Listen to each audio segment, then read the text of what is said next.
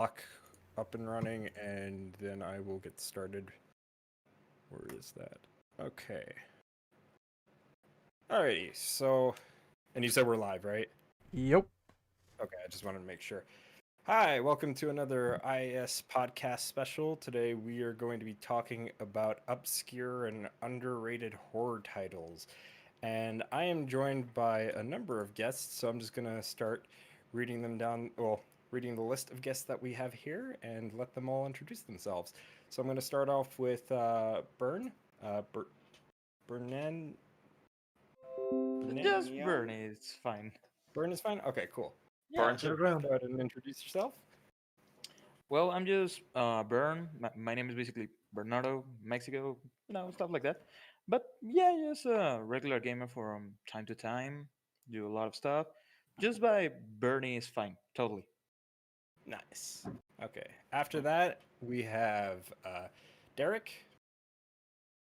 Hello, my name is Derek, and I do streaming and art and such. And they dragged me here and blindfolded me. And kidnapped him. We enticed him with food. Oh, that'll work. I hate food. That's a lie. That's a lie. After that, we have Renegade Operative. What's going on, people? Not much to say. Let's get into the discussion. And then we have Sir Brandel. Hi, everybody. I'm Paragon Operative. Renegade's lighter twin brother. Shut the fuck up.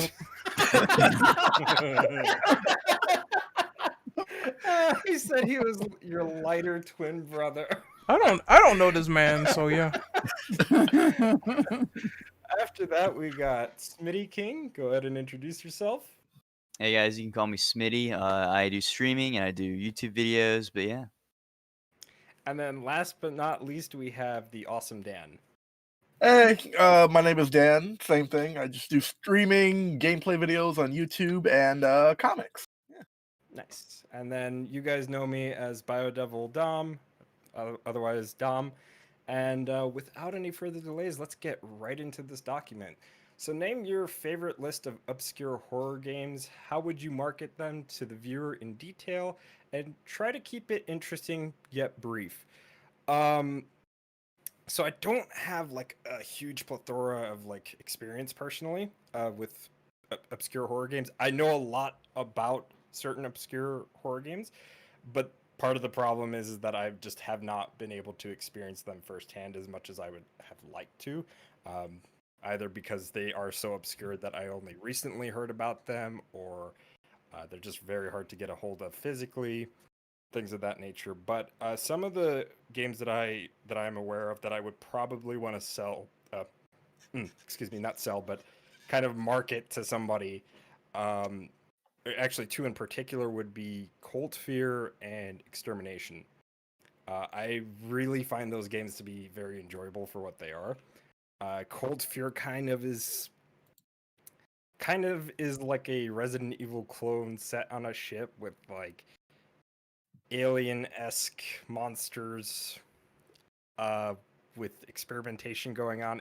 It is a very interesting experience just on the premise alone, for the fact that it has a very it has a very experimental gameplay style, similar to what Resident Evil 3.5 tried to do, that eventually got scrapped with the whole hybrid fixed camera over the shoulder playstyle. And then Extermination, kind of a similar deal, but more so it being like a Resident Evil 2 clone / The Thing inspired with its environment and settings and enemy designs. So if any of those sound like they'd be up your alley, those would be the two games that I would personally recommend.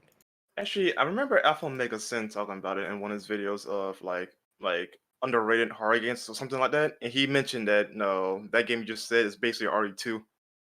That's Fear? Sega, yeah. It's pretty interesting. I might check that out at some point. Yeah. If you it is on PC, although from my personal experience, the PC port is kind of botched. If you can get a hold of like the original Xbox port or even the PS2 port, I would recommend playing it that way. If not, if you somehow manage to get the PC port to work, then by all means play it that way because it is on Steam. So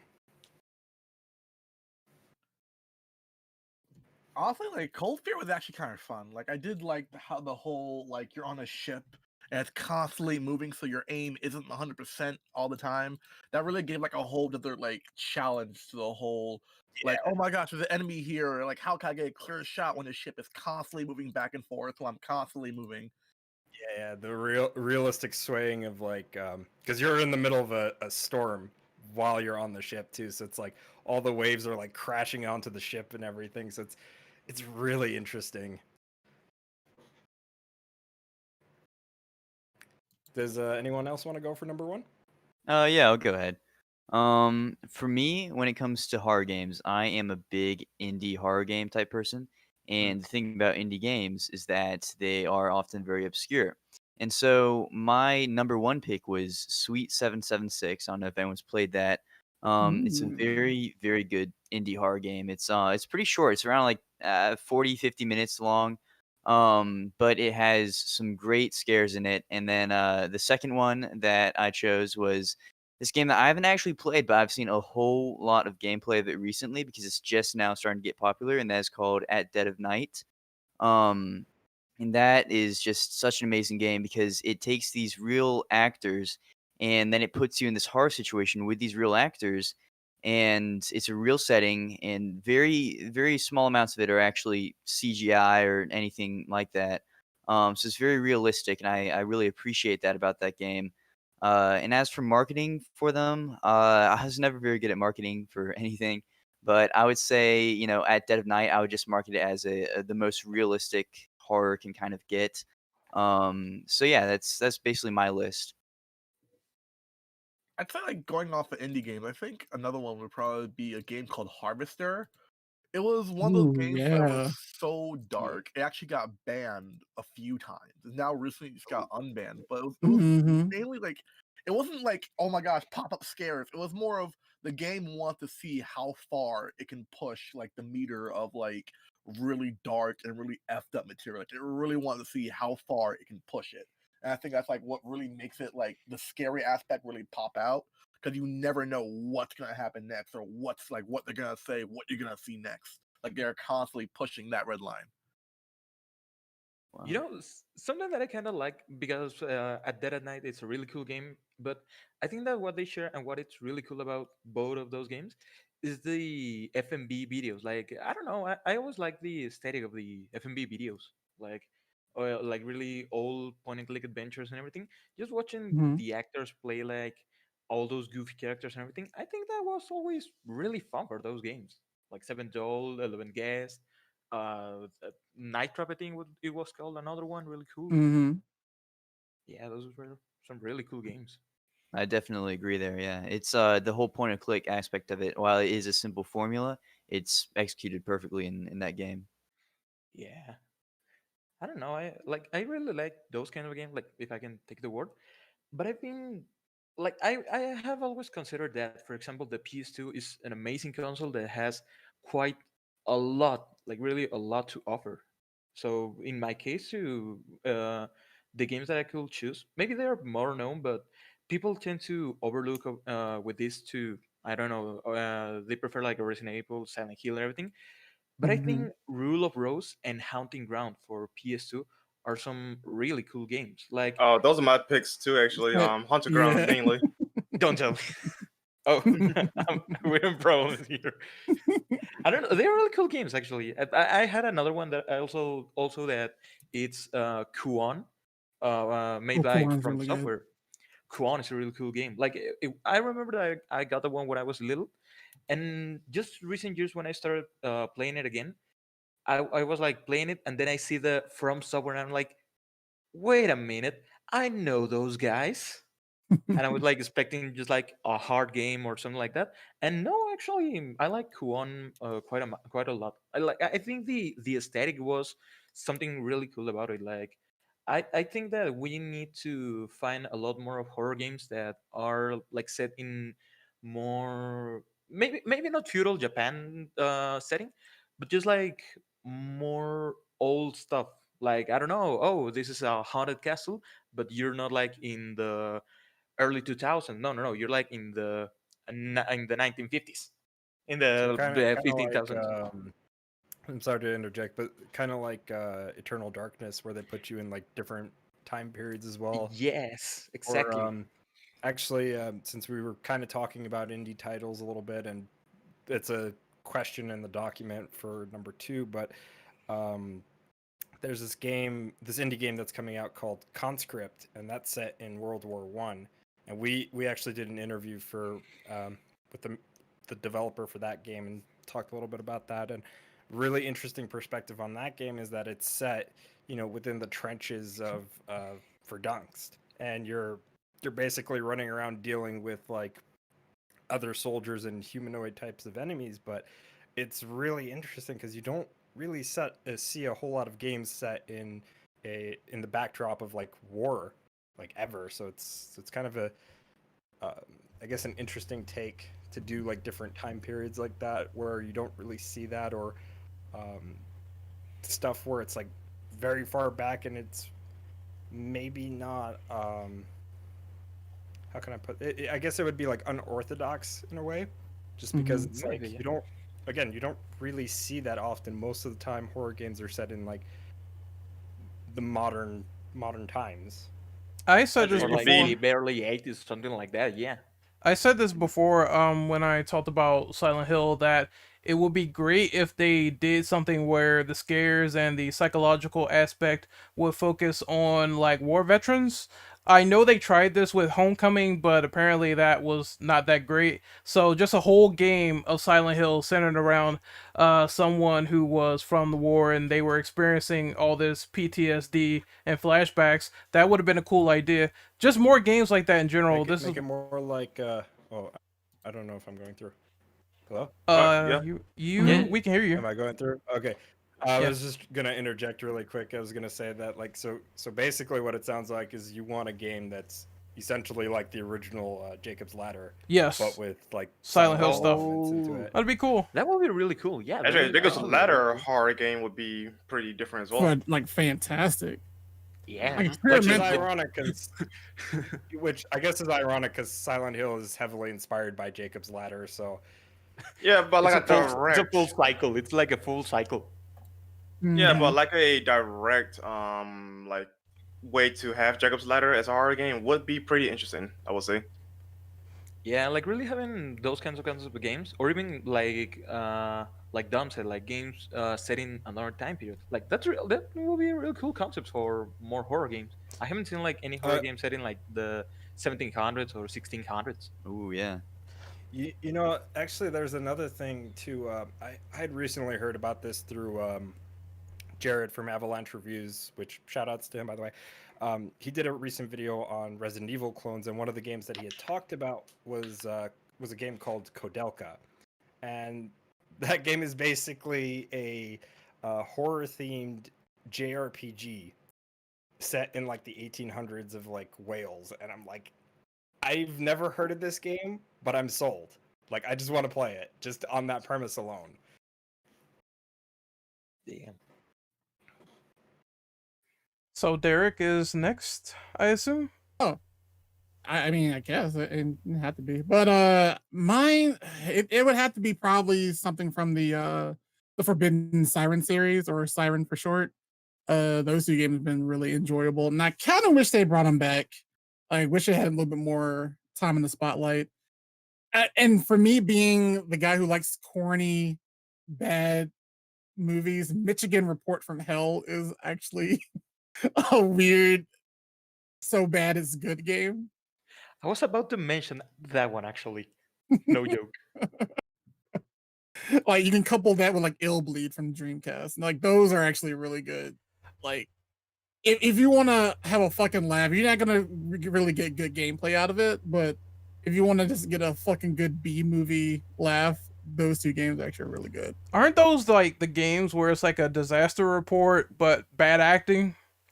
Yeah, yeah, Yeah, pretty Yeah, much. and with Actually, horror, with Because Lovecraftian I saw horror. X Play like cover these games, and the acting is just it's just no, terrible. no. Michigan has bad acting. I think Illbleed has good acting, but the gameplay was shit. Oh, okay. Like Michigan is just like everything's bad, but it's bad enough where you can enjoy it. What about that Night Trap? That is just fun Yeah. to play. It's just funny to play. Yeah. Yeah, Ren, what about that night trap? When are we doing that cinematic experience? It's gonna happen eventually. Don't worry. This man's lying. Sooner or later. Sooner or later. Oh, I have another one that's like a legit one for me. It would be Sweet Home from the NES. Oh yeah, Sweet Home. Yeah, that's amazing. That one is amazing. Yeah, Sweet Home is a really interesting game because I watched Some Call Me Johnny on video about Resident Evil with Sweet Home, and I'm Mhm. like, wow, this is a really, really, really neat game. It's a shame that we never seen anything more of it from that property, you know? Yep. I know Capcom doesn't own it though, but still, like, it would be interesting to see if Capcom revisit that IP if they get their hands on it again. I mean, the IP basically evolved into what's Resident Evil now, but the original concept was really cool for a horror RPG game. Mm-hmm. Mhm. All right. Any All right, more? what you Dude? gonna- Are we good? We I good think we to are. move on to the I next would just say my piece then real quick if they don't mind. Yeah, sure thing. Go Go for ahead. it. For one, I'm just going to pick one game since a lot of people picked the same games as I did. I'm just going to say Haunted Ground, mostly because I like how that game handled a lot of the subject matter of like, you know, Fiona just starts being a female, you know, when not being sexually exploited and being a baby Mhm. maker, among other things, just to keep it short. And also, I like how it took the Clock Tower formula and just turned it into a more instead of something that's completely goofy out the window like the third game was. It just became more air quotes when I say this grounded, but also added more of like scientific mystical type element to it though. Once you get into the lore behind what's happening here, and I like the idea they have like what 5 different pursuers, each with their own gimmick and traits. The maid though is probably the best one because she actually used her environment against you and vice versa when you try to use the environment against her. So like that game is really dope. TLDR, you should play it if you can. I have always thought like this is an honest opinion because I have played both Clock Tower 3 and Haunting Ground, and I have always said, and I will say it every time, Haunting Ground is what Clock Tower 3 should have been. Like like you want to play Clock Tower 3? No, play Haunting Ground. It's the same experience, but trust me, it's a lot better. You know what, though? I do have a soft spot for Cloud Terror 3. Like because of his goofiness, his stupid stuff. I adore it. But it is not I guess by its name, not a good Clock Tower game. It could have been called something else and it would have been fine. Mhm. True. Just Yeah. kind of like how Haunted Ground was though, because it called something else, and arguably it is the better game. Once you sit down and compare the two. Yeah, I think the interesting thing with that, like specifically with Clock Tower, is that like after the second game, because you got to remember there's 2 games in the series called Clock Tower with no like subtitle or number to it. Those are like very close together, and then the second game is just like it deviates, and then the third game deviates even further. So I guess it's kind of like an interesting kind of like dynamic with that series. But before we go off on tangent, let's get on to number 2. Hold on, I didn't go. Oh, you didn't go? Nope. Okay, go for it. So I have like 3 little suggestions here.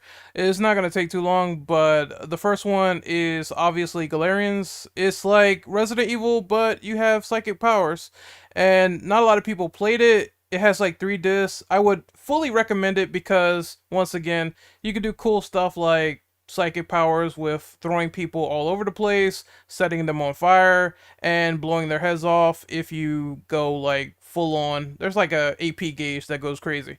But pick it up, play it, or emulate it in this case because it's probably like $300 fucking on Amazon. The next one is going to be Carrier. I played this game just briefly on the Dreamcast, and I remember it's like once again an RE clone, but everyone's like infected with stuff and they're like in space. So it felt like precursor Dead Space, and I really enjoyed it a lot. If you want more horror, in your system, then that's a good game to also emulate. And then the last one that I have here is The Suffering. It's a PS2 game that's like action horror in a sense, but you're like a prisoner. And the unique thing about this game is it has like differing endings and differing intros with the sequel depending on what you do in the game. So if you're like bad and you like execute people, that will factor into the ending and that could carry over into the sequel. They have these games on GOG right now, and I would thoroughly recommend them. And that's my 3 because everyone else picked the same thing that I was gonna put with Kuon. Sorry. It's cool. It's cool. So I guess we can move on to the next one, Dom. Dom? Yeah. Okay. So does anybody want to read off number 2? I can go. Okay. All right, let me see here. First, I have to get the document up, which is unprepared nonsense. Okay. Are there any underrated indie titles? We kind of answered this a little bit with the last question, but are there any horror mods as well that you would personally recommend?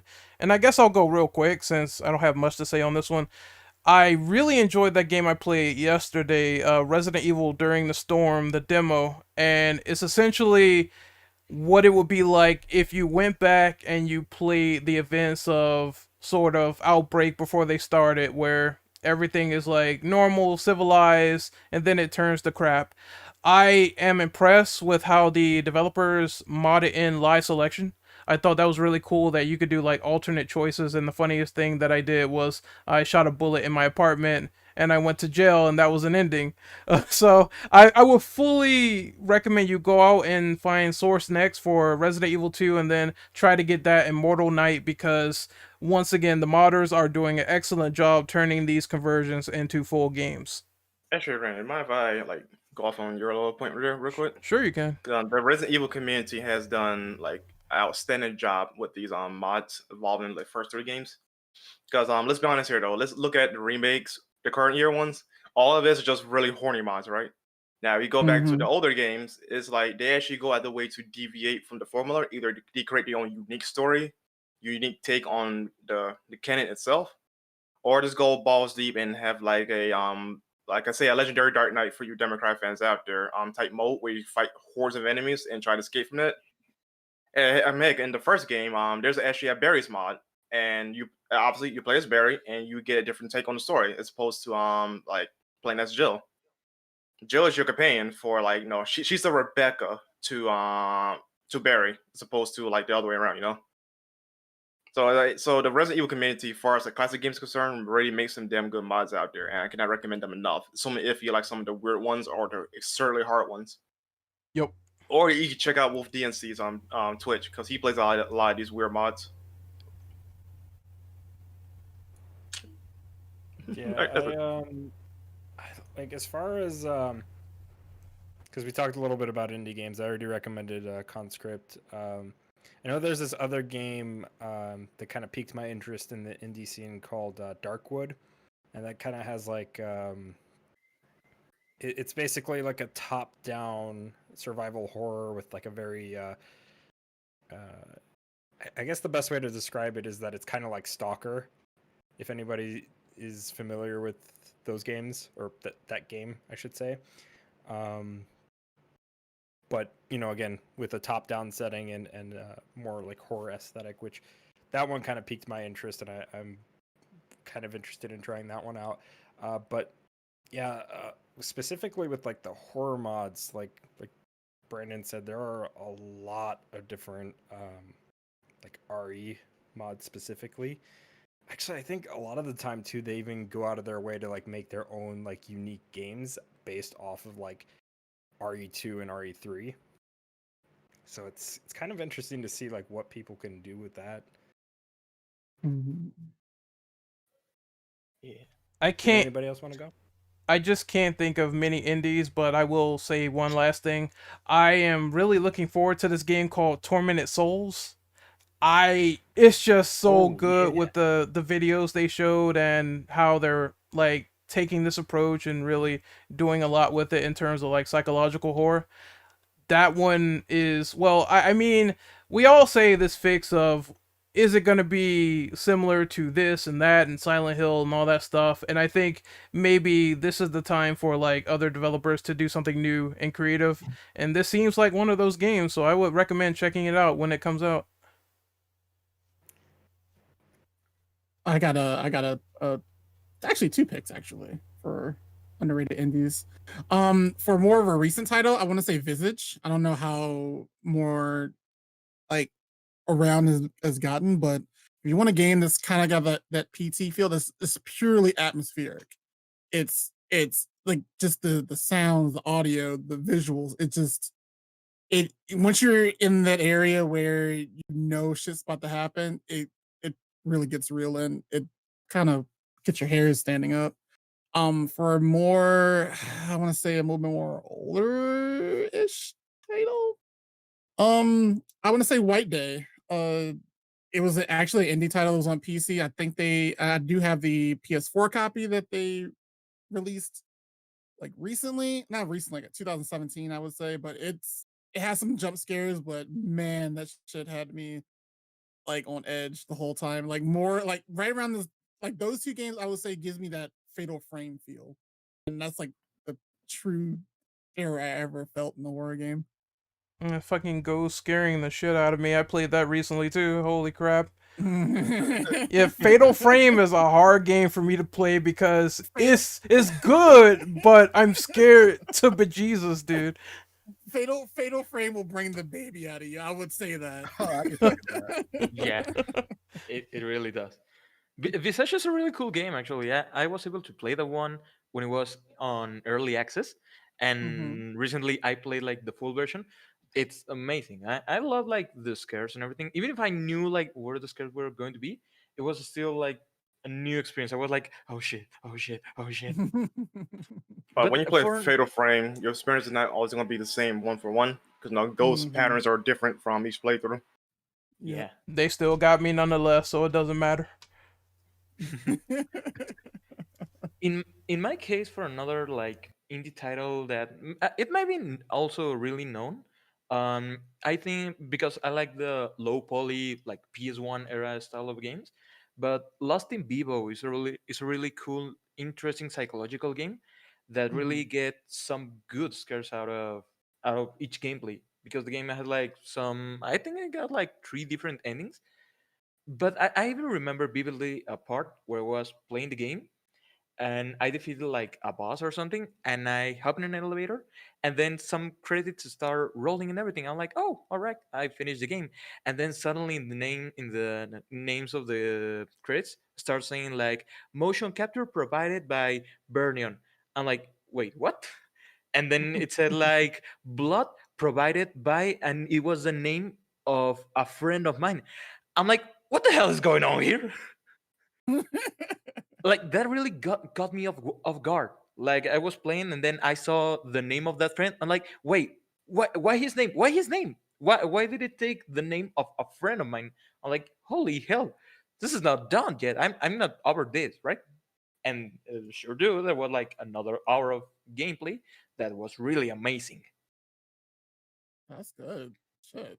Yeah, Lost in Vivo is really cool experience, and the graphics, even if they are like low poly style graphics, they get some really like creepy stuff. Like you will get to see some stuff that will stay in your mind for like quite a while.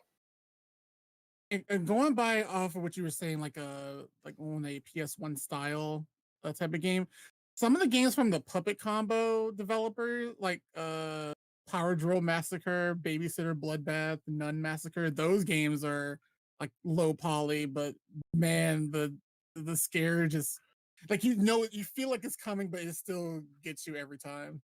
Like I for feel some like the reason, whole low poly is kind of like an untapped market for horror games. It's like because you can't really see clearly of what the hell's coming at you. You don't know what's coming at you. It gets that whole like the whole like VHS classic fear. Like it really brings like the fear of those classic 80s horror movies like Halloween, Friday the 13th. It really brings back a lot of those scares. I think that's kind of like an untapped horror game market. And I mean, that's how some of the good horror movies done. It's like the fear of the unknown. Like you don't see the monster fully until like near the end, I would say.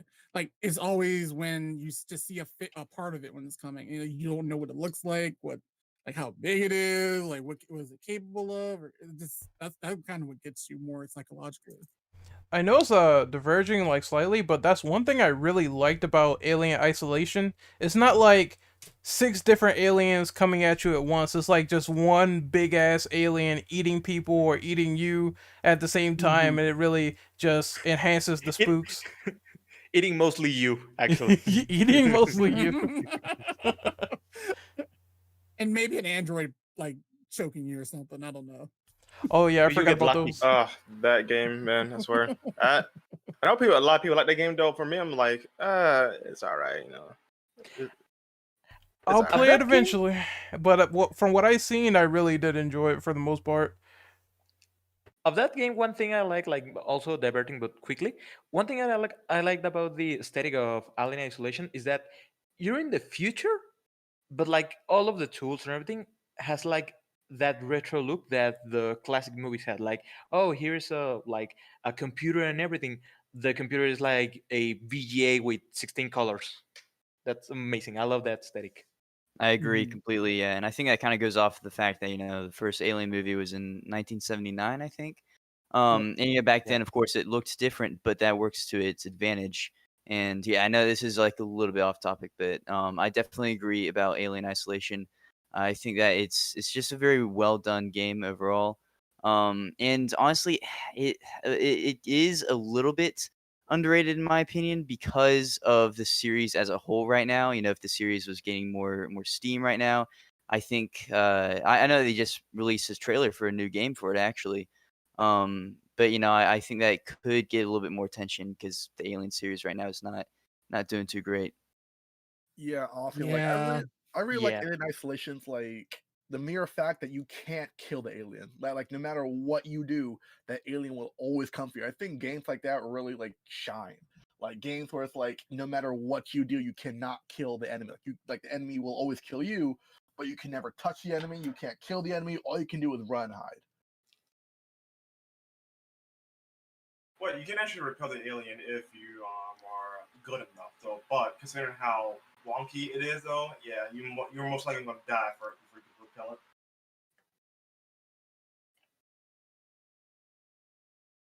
But anyone else? That was it for me. I'm good. I don't think I have anything else to add on to this. All right, move us Unless on. if somebody Neither else do wants to add on. No, neither do I. Okay. I do want to diverge just ever so slightly because I kind of brought this up in our Discord chat.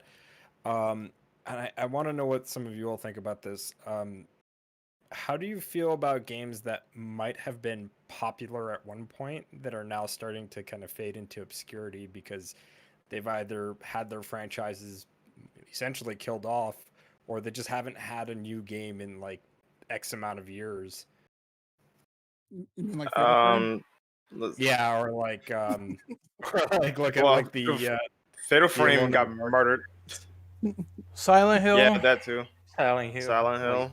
Yeah, I was Silent gonna Hill say fans- Silent Hill. Yeah. Like Silent mean, Hill the- fans crying in the Shut up, corner bro. while Resident Evil fans get like a new game. Like, why did they get to be happy? Okay. I think the Outlast series is another one where it was super popular when Outlast came out, but now it's like kind of dying Two. out. Well, honestly, 2 was kind of the reason for that because honestly, it's not that great of a game. Like that's probably one of my most disappointed sequels ever. The Outlast 2, because 1 was so good. Like it set the tone just right. The adrenaline pumping, all that man, and its DLC, the Whistleblower. Those games, I will say, those games were perfect by what they're going for. 2 just took what was there and just made it worse. And plus, a lot of things didn't make any sense in the game. So like, it's honestly kind of developers' fault. Like they pretty much killed their hype with the second game. I guess I should maybe emphasize more so like franchises like Fatal Frame was a good example, or like or Silent Hill. Just again like where those franchises are basically dead because for all we know, Outlast could get a third game, right? Mm-hmm. Well, they have the Outlast trials, but I guess the only thing you can say there is that they dropped off Steam compared to like the first one. Yeah. Well, Yeah. I mean, and I guess another like series that I'm thinking of too, that was at one point like super popular back in the day, but essentially died off because Resident Evil like kind of took that popularity and did something even better, which is like Alone in the Dark. Like, when is the last time Alone in the Dark was actually relevant and good for that matter?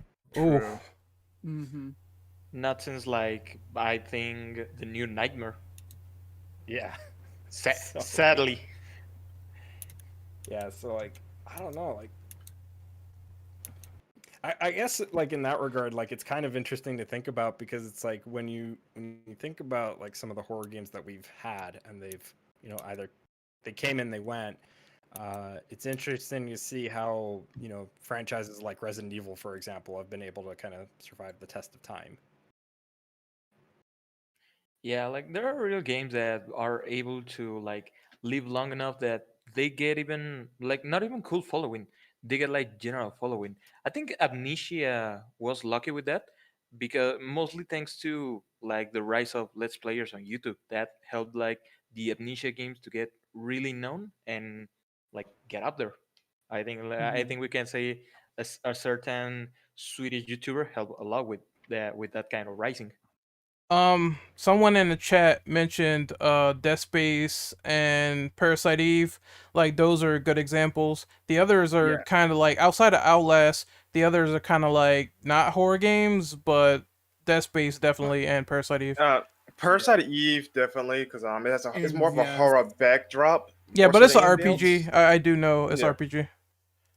But with that though, it died with the third game, unfortunately.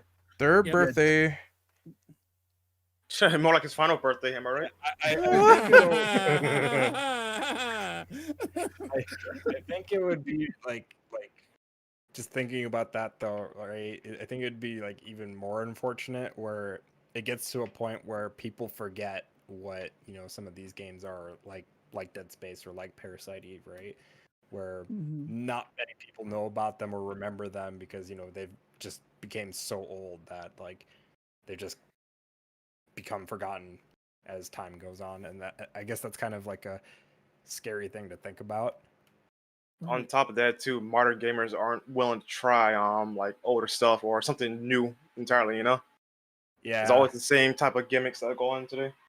yeah, and I think part of the problem too is like people focus people focus a little bit too much on like, oh, this thing controls bad, and granted, I understand that like we're at a point in time where controls have been more or less streamlined to be easy to use, right?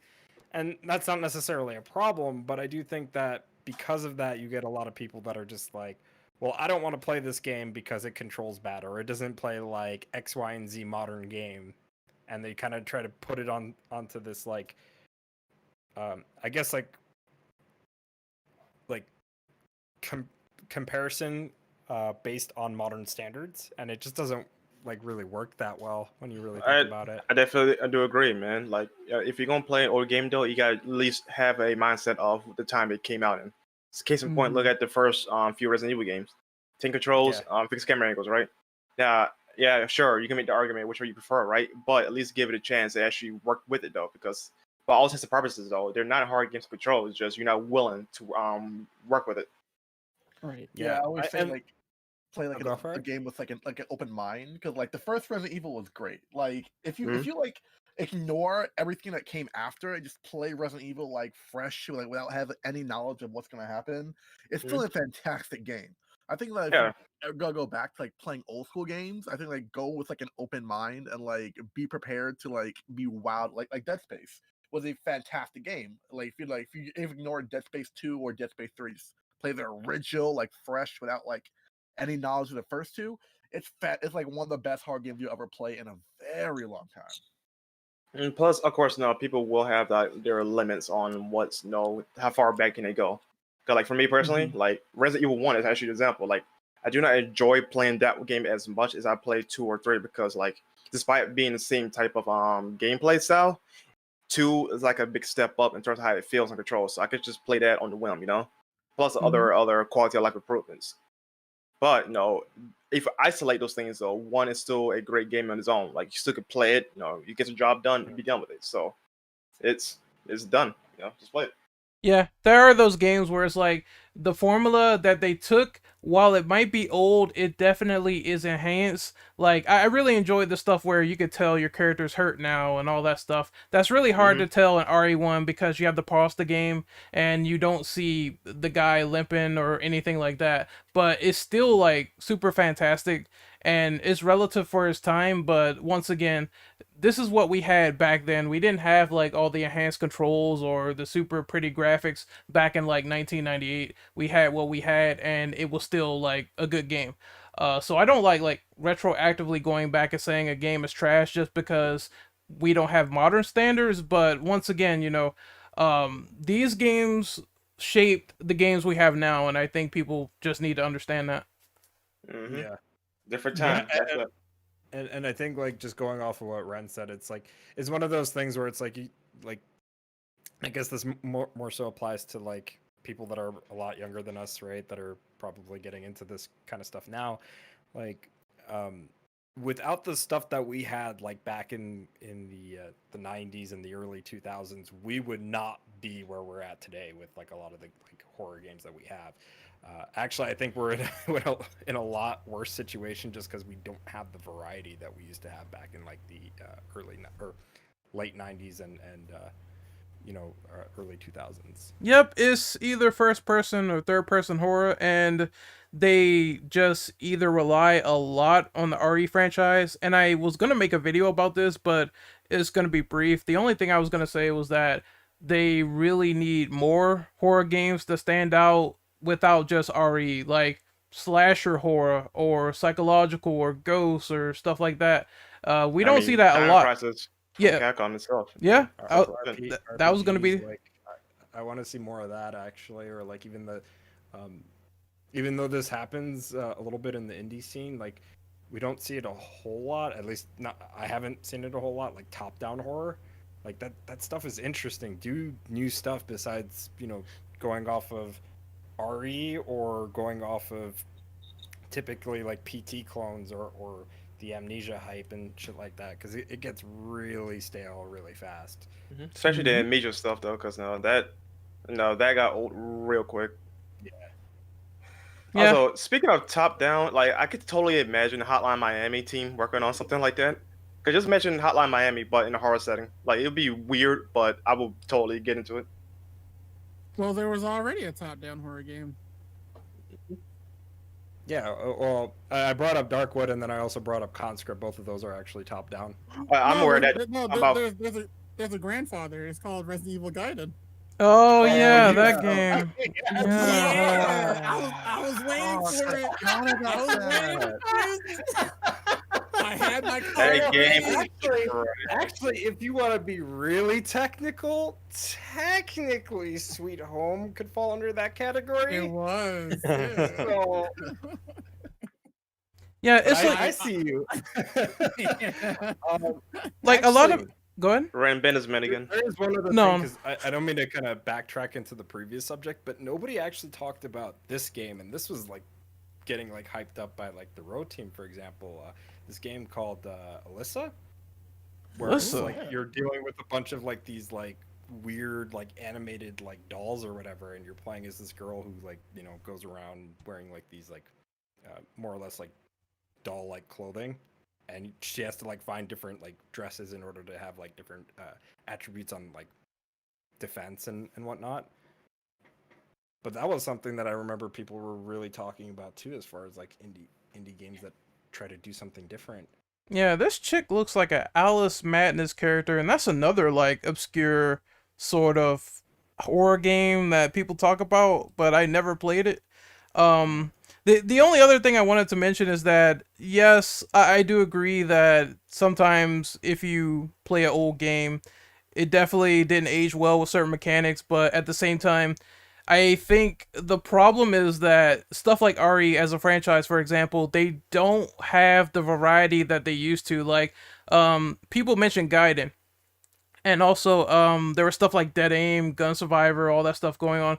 really experimental things, Outbreak, and we don't have that anymore. It's just focused on first person, and then we have like horror involved, and that's it. So I like when they experimented and made like stuff like Revelations, and you got to be experimental. You can't just be stuck to the same old ways, even in modern, and that's Well, something they need to do. okay, Ren, in fairness though, like first person for Resident Evil is technically experimental because only one other game did it, and it was the PS1 game Survivor, I believe. Survivor. Or it might have been more than one. Feel free to correct me on it. I don't remember off the top of my head. It's There was, like, the 4 Dark Side total Chronicles. games in the Survivor series. Yeah. So it's Resident Evil, Gun Survivor, or Survivor. It has different names in Japan. Then there's the second one, which is basically Code Veronica before they made that into its own standalone game. Then the third then game is a Dino? spin-off or a Dino Crisis, which is called Dino Crisis Gun Survivor in Japan, also just known as Dino Stalker in the West. And then the last game, which is Gun Survivor for Biohazard Heroes Never Die, which is just called Resident Evil Dead Aim here in the West. What kind of name is that? Holy shit! It's Yeah, it's the really fourth weird. game has a stupidly long name. Like, don't But don't ask me why. It Other just Chronicles does. and Dark Side Chronicles kind of fit into that like Survivor. Yeah, kind of- it's somewhat, but light gun, well, I guess. it's a light gun thing, so technically yes, but no. Also, Not fully controlled like the Yeah. games that I think Brandon is trying to like reference in particular. Also, hold on. Yes. I didn't finish my point. I was gonna say that it might not be anything that's like new, so to speak, but it's something they're focusing on now, like in the current, and that's what they're working on currently with like I know that RE9 is gonna be in first person as well, so we already have that like out of the way. But in terms of like experimental stuff, I'm talking like your Revelations or your other things going on that they could try to experiment with. The most experiments we've gotten so far is just the games they have like Resistance or Reverse, which is the online multiplayer stuff, and that's honestly take it or leave it outside of the remakes they've been doing. So I feel like it could still be more they could tap into as a side game. And Yeah. I think Before the Storm was a good example, like just a choose your own adventure, like try that, or maybe open world. I don't think RE really dabble into that too much, you know. But No, my actually, stance, oh, real go quick, for it. my stance was actually that first person was still a experiment for them to do because literally the most popular games before the current sales figures was their over the shoulder, right? So for people, a lot of people to see that though, I'm pretty sure a lot of people were like, okay, this is a little weird, right? But clearly it worked though because they're making bank from 7 because it's the highest selling Resident Evil game currently. But So, they like, their always wanted to experiment do it. worked. They always wanted to do it with like the beginning of RE1, so I mean it was on the table before. Yeah, but how I could put it though, like this is the most successful attempt at it because the other games though weren't that successful with it. Yeah, that's true. That's true. I agree with that. Just to kind of go off of that that point as well. I think the really odd thing too is that like you don't see a lot of companies try to like bank off of that success of like RE and try to like the thing with like a lot of these older like horror games that we've seen that are basically now obscure and gone, right? Mhm. Is that they all try to copy RE to some degree, but then try to do their own thing if they decided to have like a sequel. Or if they Parasite maybe Eve go 2 on. actually is a perfect example of Yeah. that. It's a straight up RE clone, but with its Parasite Eve elements. I know, like Ren, you brought up Galarians. Like, I think the sequel just completely dropped like the whole like RE like aspects of it, and just really went more for that like psychological stuff that they were pushing to make it stand out on its own. I think And 2 is more of an action game from what I heard.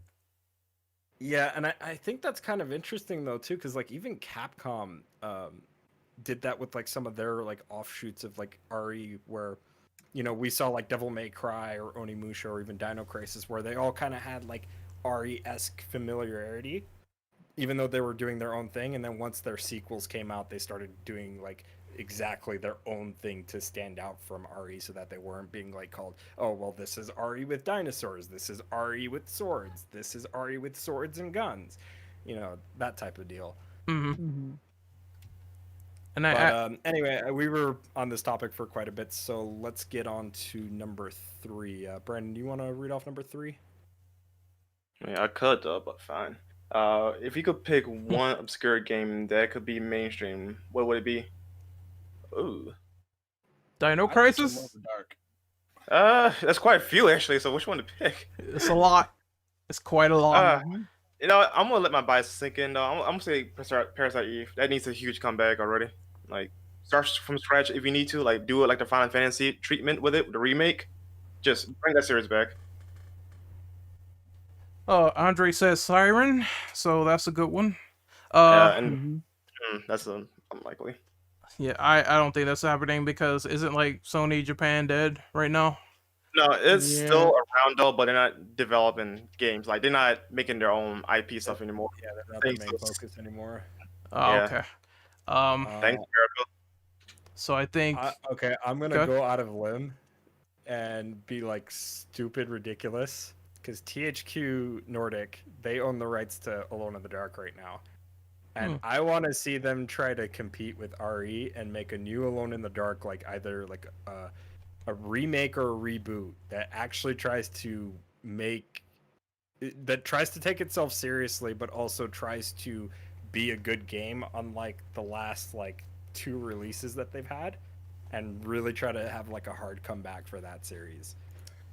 Honestly, it might be like a popular opinion, but like I kind of want to like you know, like we all know PT, like the whole gameplay and the feel of PT. I kind of want to see Alone in the Dark take that stance, like the whole first person, like walking around, you don't know what's gonna come out of you, you don't know what's in the next corner. Like, Okay, I want Alone in the but- Dark in a PT standpoint. But PT though is a demo though, not the full representation of See- what the final product is, and people seem to forget about that.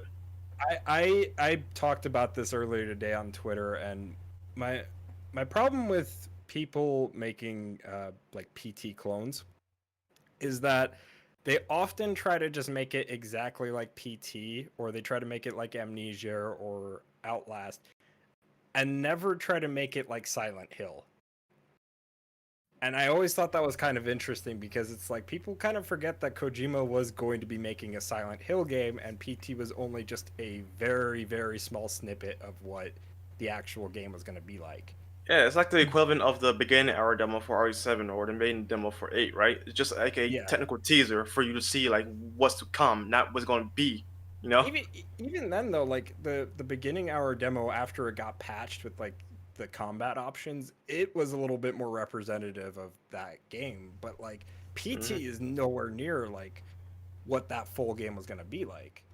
That game was supposed to be like a mishmash of like all the different like Silent Hill games, but I think that maybe Kojima would have made it somewhat similar to Silent Hill 4. I know that's talking like hypotheticals, but the way the interviews read, where it's like, you could play some games, well, you could play some parts of the game in first person and some parts in third. That just seemed like Silent Hill 4 to me because you can do sort of the same thing when you go to the room, it's only in first person, but when you go outside, it's like another camera angle. So I think someone doing something like that where it's like a central hub, because Fatal Frame 3 kind of does this too, where it's like you have one room and then you go back to it and you get exposition, but when you go into the dream world, it's like all fucked up ghosts wandering around. That would be cool. Yeah, that's a fair point too, though, because I think Kojima did himself or like his staff team somewhere said like the inspiration for Silent Hills is going to be from like multiple Silent Hills games, or at least like their style of it. You visit multiple hills and you get that type of gameplay style for that hill. Well, So like that makes sense So- for him to take inspiration from 4, with the whole camera perspective shift. Yeah, someone in the chat said, well, Kojima was ripping it off, but I'm like, well, it's a lot of games that rip off RE, and we call them, like, masterpieces, so, I mean, someone was talking about this in Jared's comments, too, like, there is definitely some elements influence from Silent Hill to RE. Actually, when they talked about making Silent Hill, they said clearly the first iteration of that game was going to be just like some type of Hollywood zombie game before they changed it to psychological, because they did not want it to be 100% one for one like RE. Yeah, exactly. Yeah, 'cause so like, if you go and Konami say that, wanted oh, sorry, go ahead.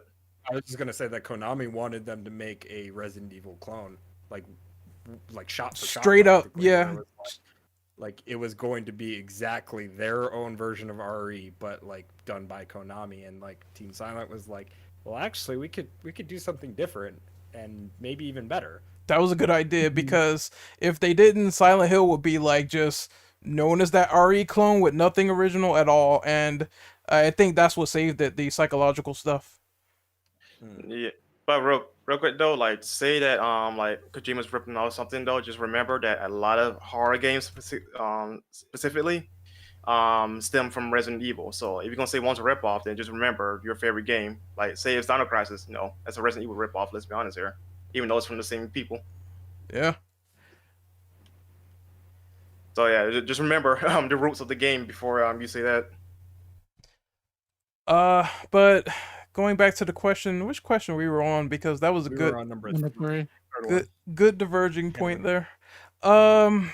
Yeah, outside of just Dino Crisis, I can't think of like much else. Maybe Fatal Frame because Nintendo was kind of holding that semi hostage, so we don't see a new Oh, game. that's- Yeah, it's really disappointing, dude. Like, okay, I do have a pick for number 3, which might go into number 4, even though the mechanics already been implemented more recently. Mhm. It would be the Obscure series, like back from Obscure 1 and 2. If anyone Oh, remembers that's those right. games. Yeah, I know what you're talking about.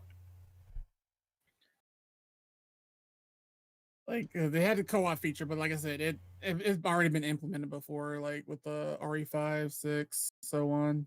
But I rather I like the way those games handle it more than the like how RE5 when it's just pure like action type shooter. But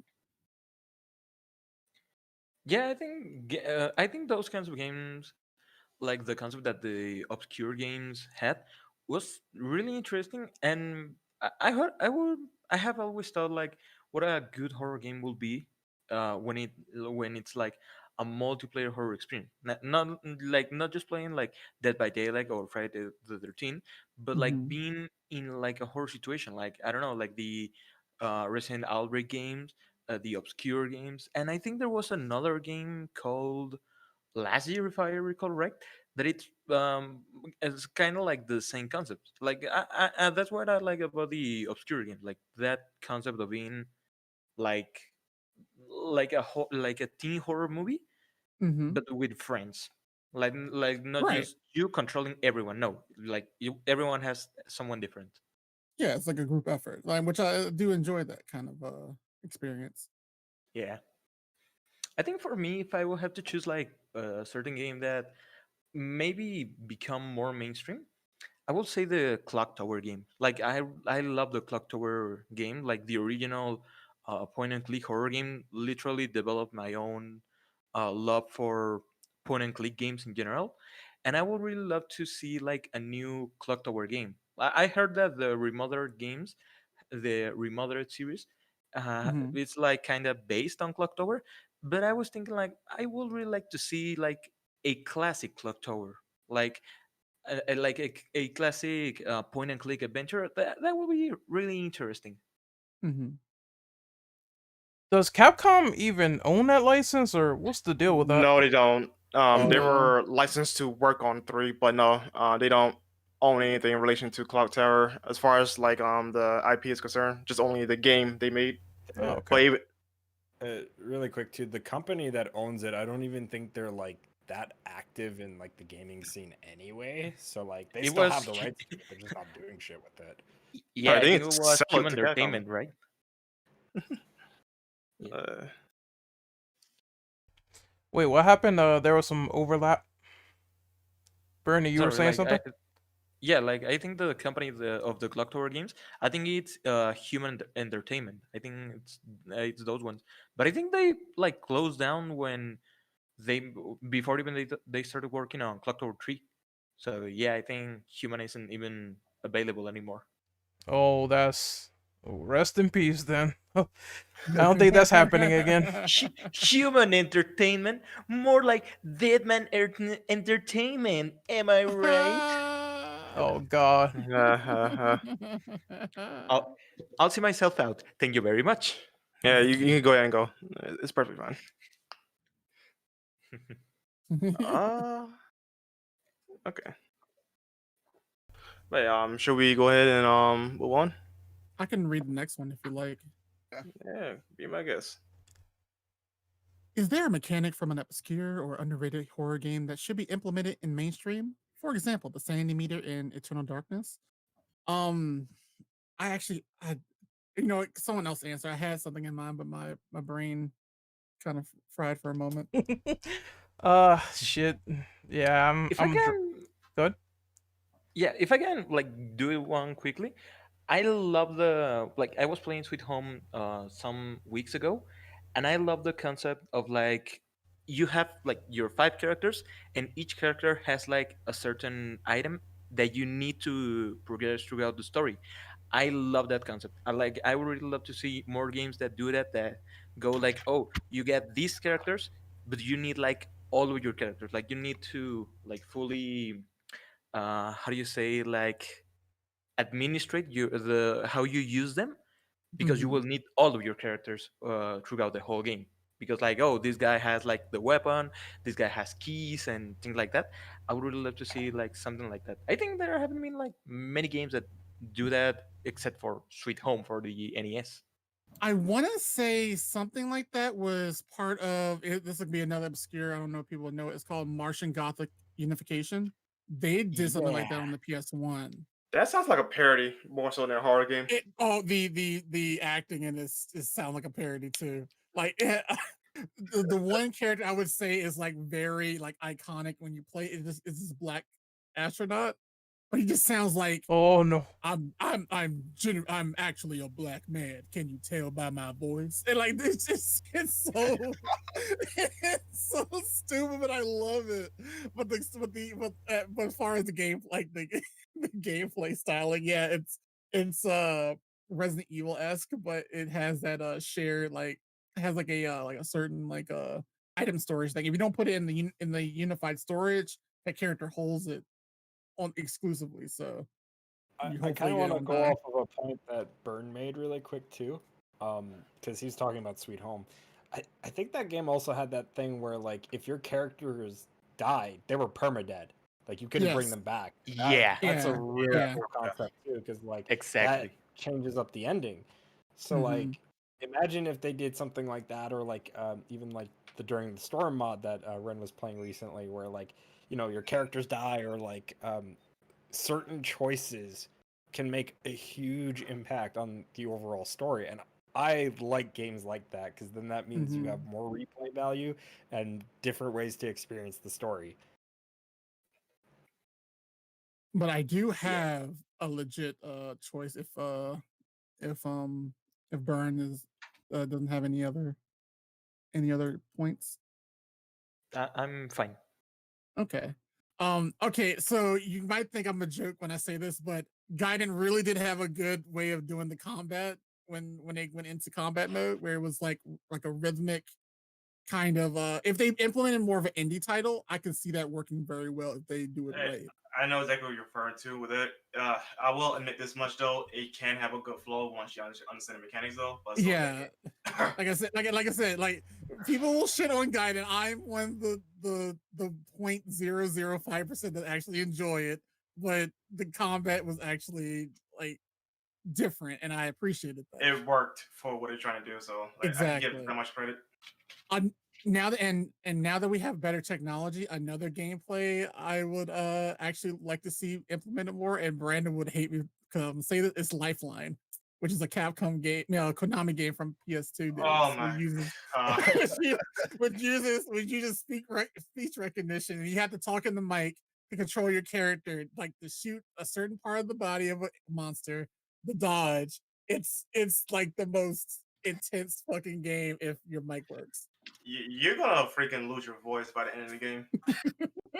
Pick I up was the at the item. fountain. I think No. Alien Isolation had that, where it's like every little sound the xenomorph hears. I think like that should be really implemented more in horror games.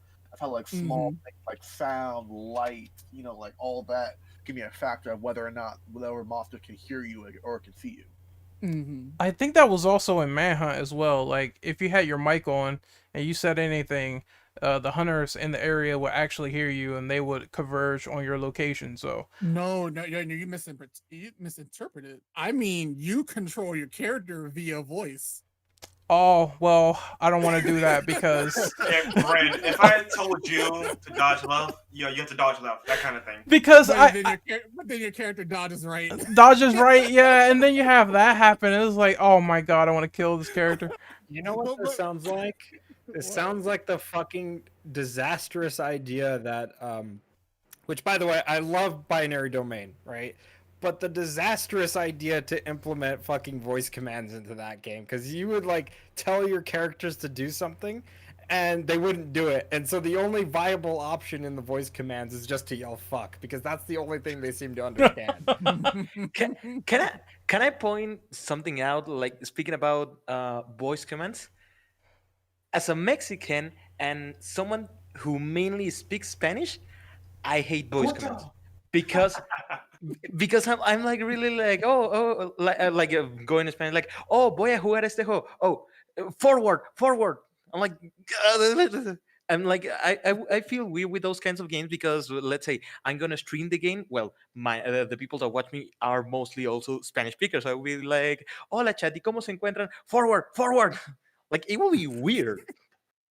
It's weird. Like what the hell is wrong with that? No lie though. Who does that? No lie. I see some streamers play play Lifeline, and they do have they're fluent in other languages, and they speak they speak English well, but they have the accent that kind of covers it. And so when they're trying to play Lifeline, the accent gets in the way. They're going like it's like dodge left. They're running straight towards the monster. I'm like, oh my god, this is so disastrous. Wow.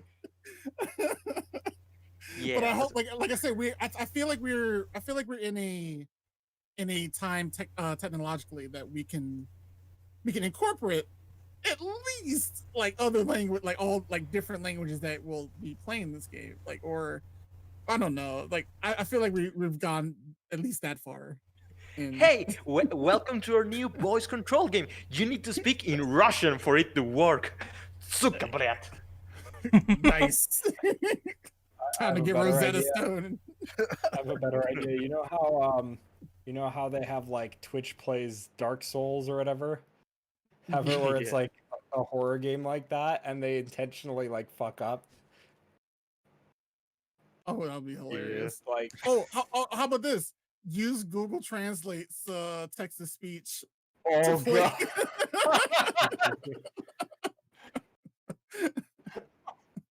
That was great. And, wait, actually, Twitch and other streams have like a thing where you can type out the chat can actually tell what the game to do. Yeah, that's so, why I like, brought it up.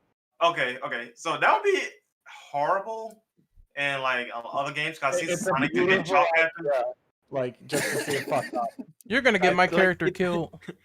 It's the best and the worst idea at the same time. Exactly. Roll safe. Okay, I have an idea. God. So I really enjoyed. Well, I guess you could say this series is like obscure now because they're not making like a new Dead Space. But I really like the zero gravity stuff, like more stuff in space, and I also enjoy like just levels that had this weird structure of like being underwater, because I feel like that could create a game that has like a phobia. So maybe they could do something where it's like you have to take your gear underwater, like Dino Crisis 2 did when they made these underwater tanks, and you have to take your mobile suit under there, and you're really slow, you can't do anything. It's like you against the elements, fighting against these creatures, and then maybe have the creature also come out of water as well, like super aquatic, but also like really fast and can get out of land no problem. I would like a game like that where you're just like stuck on a submarine or something and there's no way out and everything's like drowning, and it gives you the fear of like being underwater as well as dealing with this monster chasing you.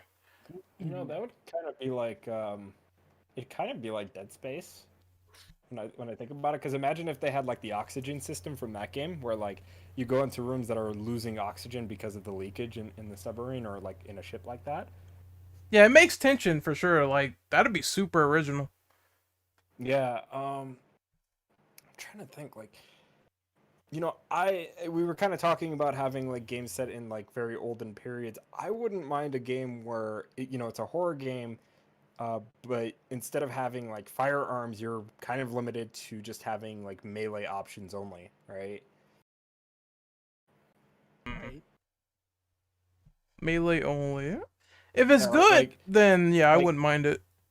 I guess like I'm not trying to say like oh let's just make like because like Onimusha, right, for example, is like it is very much like a Resident Evil game when you look at that and how that first game was like. But I guess to kind of offset it and not have like maybe those. I mean, maybe you could have magic in there to make it feel more supernatural, I guess, but at the same time, you wouldn't want it to be a point of like where it's very much feeling more towards like that action heavy side, I guess.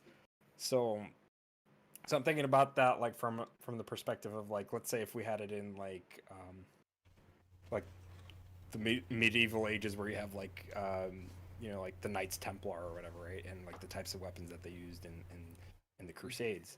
So like I don't know, I just think that would be like a really interesting concept to have like you know like different types of swords deal different amounts of damage but have also like different types of ranges that you have to take into account in terms of what you can do for melee damage, maybe like different types of armors that you wear can mitigate the amount of damage you take and things of that nature. I don't know, like That's a real thinking man's game, and I have a feeling that somebody's gonna go in there with like a short sword, and this monster's like 8 feet tall, and they're gonna get completely destroyed, and then they're gonna say, "This is the Dark Souls of horror games." I have a feeling. fuck Dark Souls. like I don't like look, I like Dark Souls, but I'm not trying to say hey let's make it like Dark Souls. I'm saying like you know like imagine like if it was like kind of like one of those old school Resident Evil games, right? Mhm. But like you know again you just have those melee options where like I don't know like let's say take like a ridiculous medieval weapon like a like I don't know like a spiked mace or something like that, right? Like that's not something you often see in like horror games, right? But that could be interesting. Like maybe that could be like the equivalent of like using a shotgun because it's more of a blunt type of weapon. Mhm.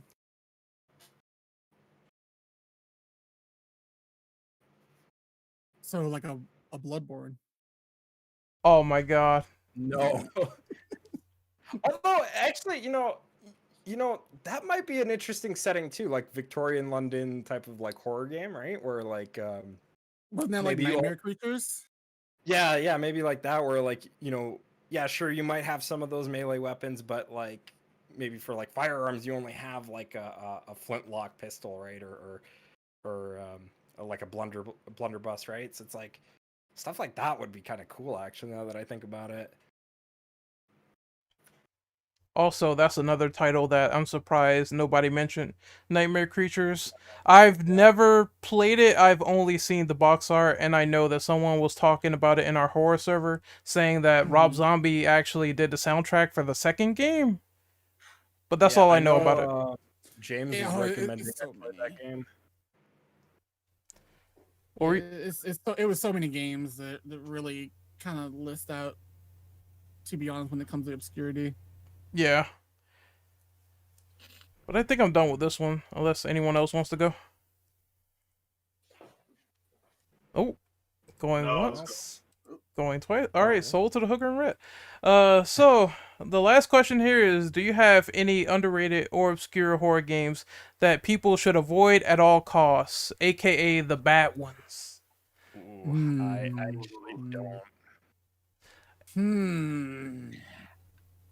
I I said at the beginning that the PS2 has quite a lot to offer, and that is for both good and bad games.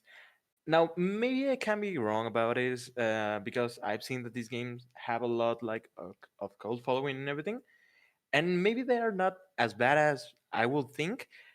But the Onichi and Bara games, or whatever they were called, I simply don't know what people were thinking when they made that game, because or like all right, it's like a zombie apocalypse, all right, you got like someone fighting zombies with a katana, all right, that sounds cool. Oh, but the character that you use is like a samurai girl in anime using a cowboy hat. You're like, what? Why? Okay, those aren't horror games though, so like, it's a Yeah, that was more of a hack and slash series. And Yeah. to kind of put my side note on that, that is the same company that made Demolition Girl, which is a game where you play as a person researching a giant woman stomping around in a village. by doing breast measurements and stuff. So I mean, look, you only can go so far. What kind of company is that? Like Fetish Entertainment?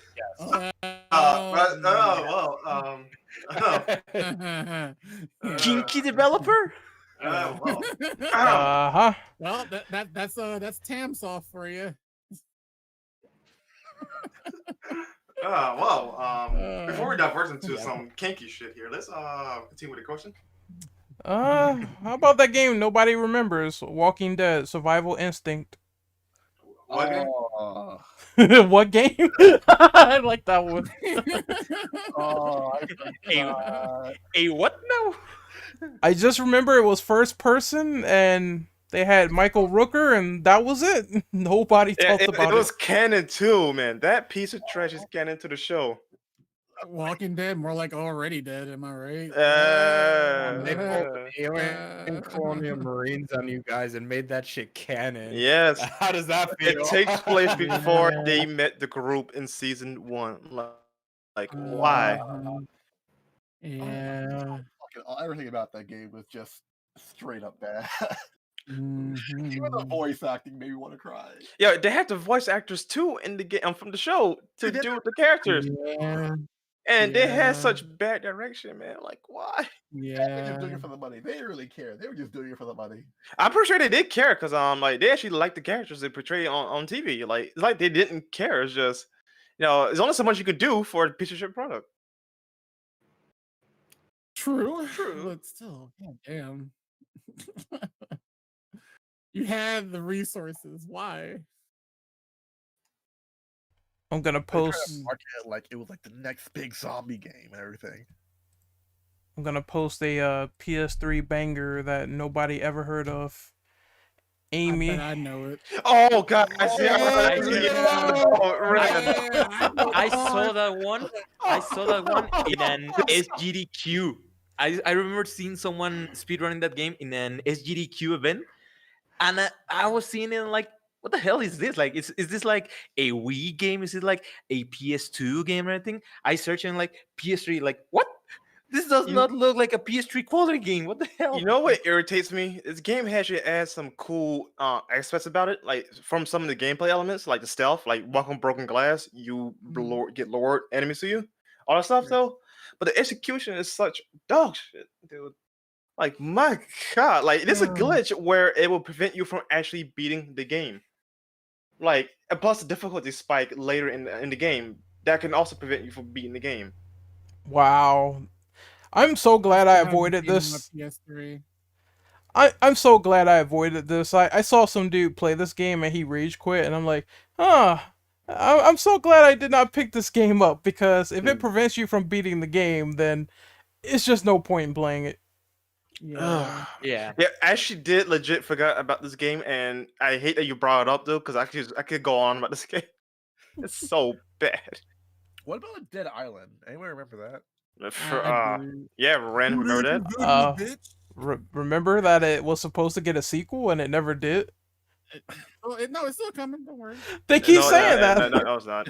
They keep. It's been like 7 years or more, I think.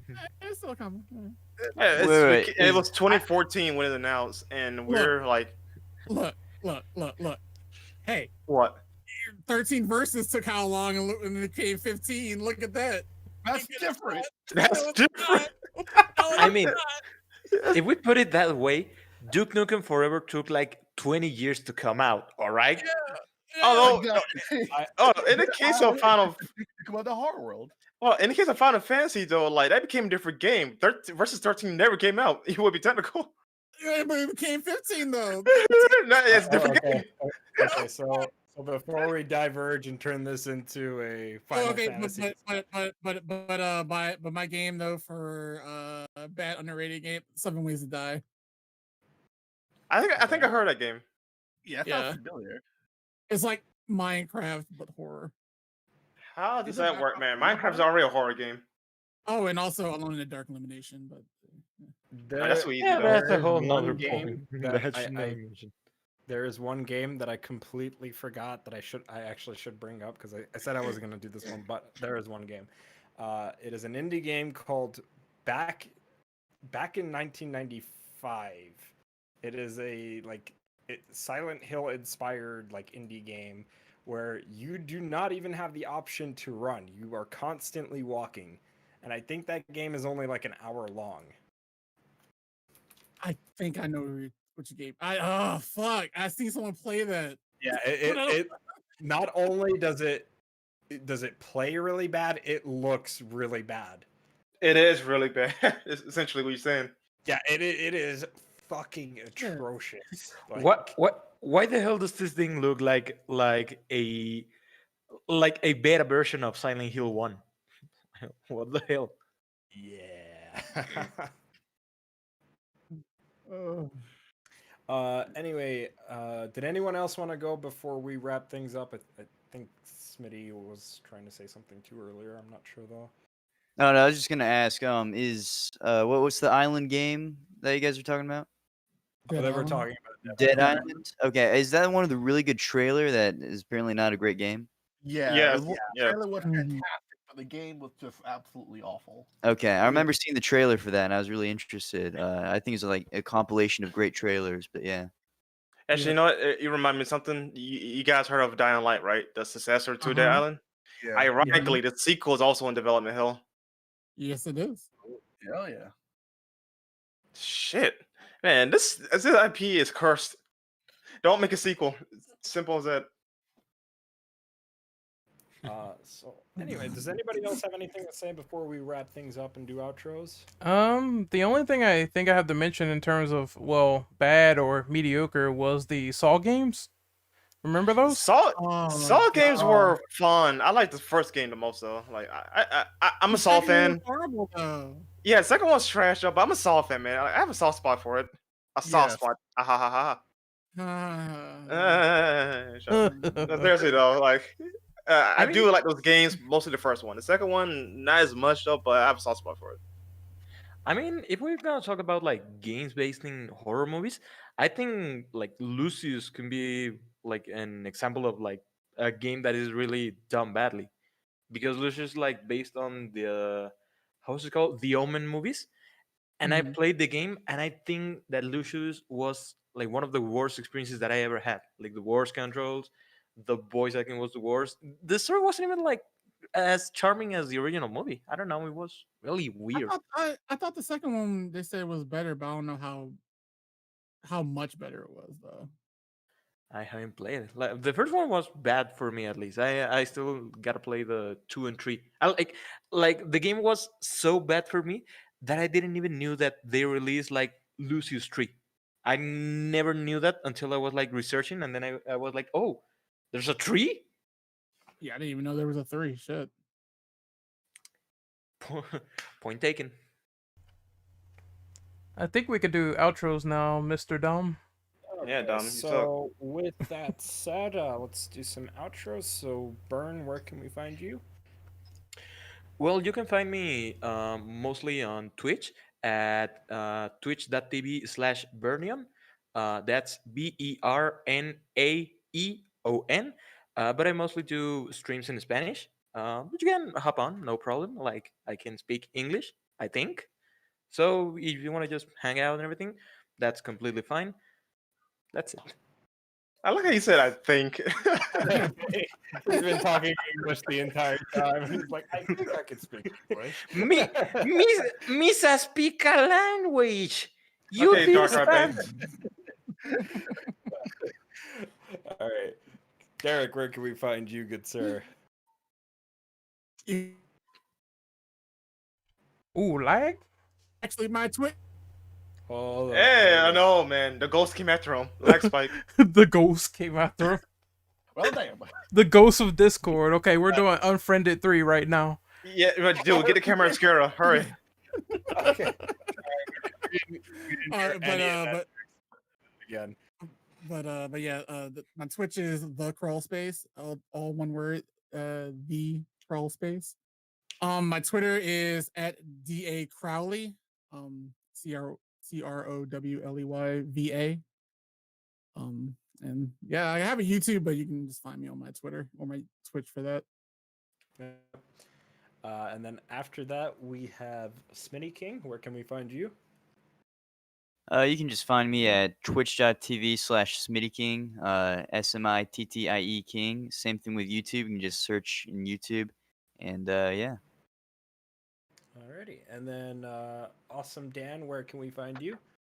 Usually on Twitch, the Awesome Dan with 2 N's, or pretty much on YouTube, it's the Awesome Dan.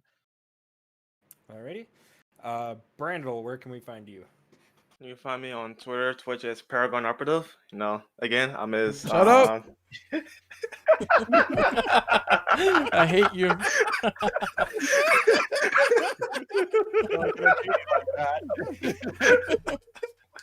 Oh shit! You can find me on Twitter as Immortal Brandel, Twitch as Sir Brandel, and also the special accounts. Once again, Paragon Operative. Bye. You piece of shit. Alright, Ren, where can we find you?